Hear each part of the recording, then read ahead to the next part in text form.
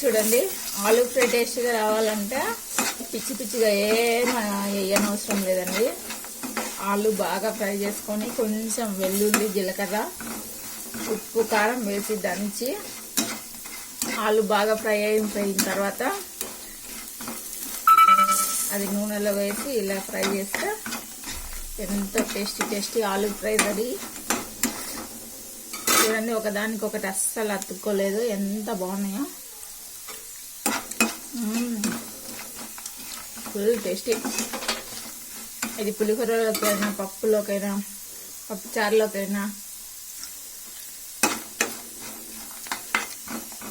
మంచి tasty combination.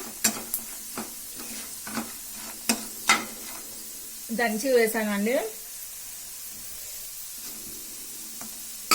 యమ్మీ ఆలు fry.